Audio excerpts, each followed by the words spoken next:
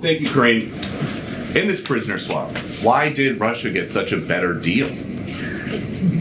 Look, I've talked about this, and I'll say this again.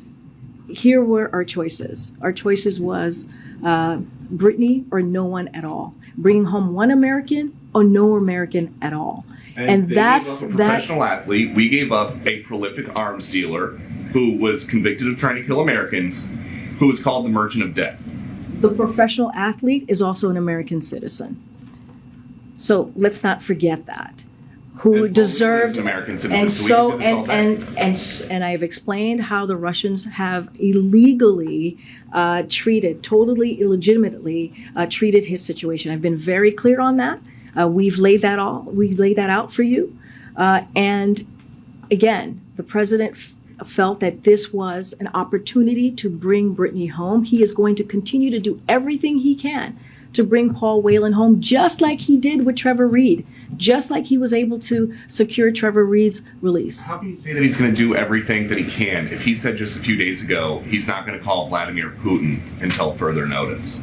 We were able to do this through different channels, right? We were able to do this through different avenues, folks from the U.S. government that were able to make that negotiation, have those conversations, and secure Brittany's return. So we have been able to do this, and the president has been committed to getting this done. We are still working to secure Paul Whelan. At this time, we were not able to make that happen, but that does not stop us. That will not stop us in making sure that Paul returns back home safely to his family. And just one other topic. You've said a few times that you really can't talk about communications between the Biden campaign and Twitter. Who is telling you that that's off limits? I've already had that conversation with you, with your colleague, I believe yesterday. I've already addressed this multiple times this week, so I don't have anything more to add. Again, we've litigated this all week. Don't have anything to add. To Whelan. David Whelan said in his statement that I'm guessing you've seen by now that Paul worked so hard to survive for nearly 4 years. And he questioned, have you continued to survive day after day when you know that your government has failed twice, essentially painting a pretty hopeless picture for his brother.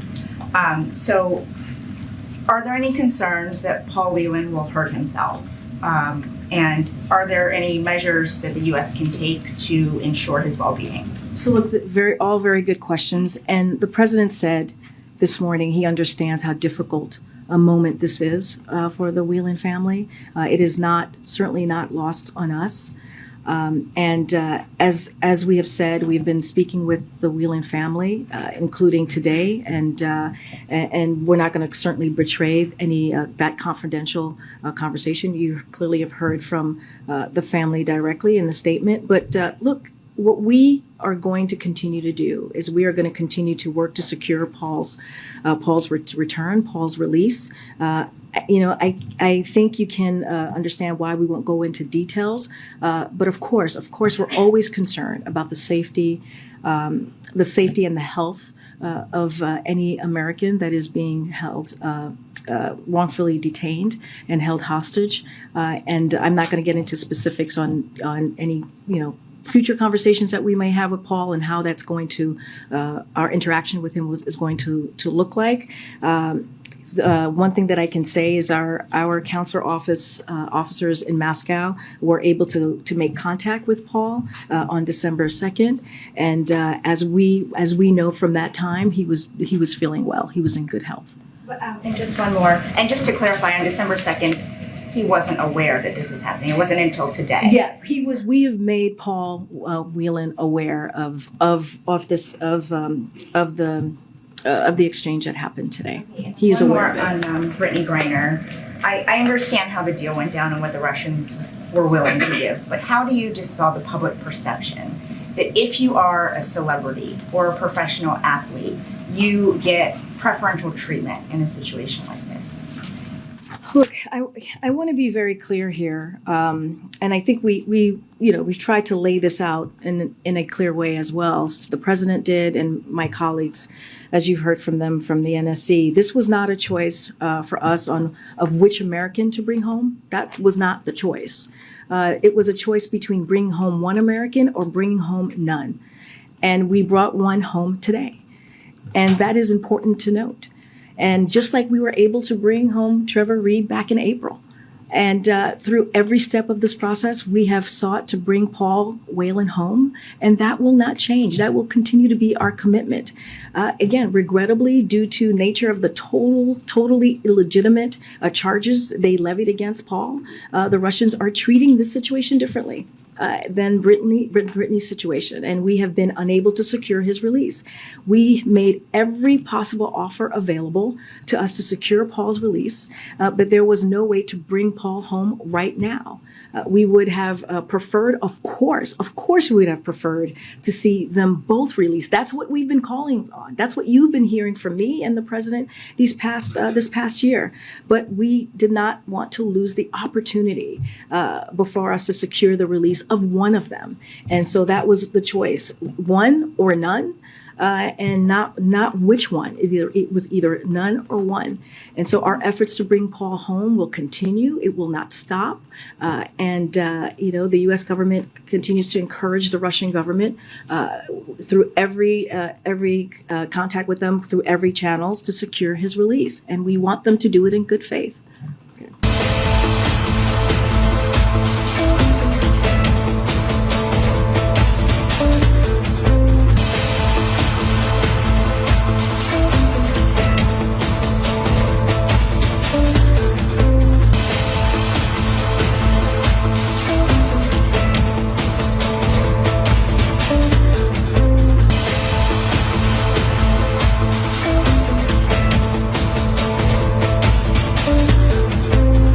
This is an absolute disgrace. It's beyond belief of how terrible this moment is. It's embarrassing to the people of the United States what is going on. We have seen three versions of this bill written behind closed doors in Speaker Pelosi's office. And as we stand here this second, Madam Speaker, this second, they are rewriting a fourth version of the bill in Speaker Pelosi's office. We will be recessing shortly, sometime throughout this debate, for the Rules Committee can present a fourth version of a 2,000-page bill. Once again, in this House, Speaker Pelosi is trying to pass a bill before no one knows what's in it, so then the American people can read it after it's been passed. Let me tell you, Madam Speaker, I'll tell you what's in the version of the bill right now. It is the worst piece of legislation that I have seen in my entire life of public service. It's transformational. It will completely change America as we know it, all at the expense of working class families. They call it the Build Back Better bill. Let me tell you what those three bills stand for. Bankrupts the economy, benefits the wealthy, and it builds the Washington machine. We are standing here because this is a budget bill. It originated in the Budget Committee. Speaker Pelosi said that a budget is a statement of your values. Well, let's see the Democrat Party's values by what's in their bill. Of this 2,100-page bill, it bankrupts the economy. They will try to tell you that the bill is less than $2 trillion. They'll try to tell you that a $4.5 trillion spending bill will cost zero. Well, the American people's not stupid. You don't spend $4.5 trillion and it costs zero. But that's one of their talking points.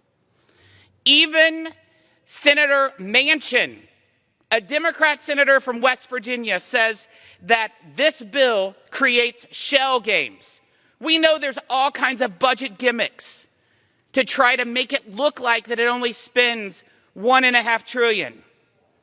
In fact, it spends $4.5 trillion. Even the New York Times agrees that it spends a whole lot more money than what the Democrats are saying.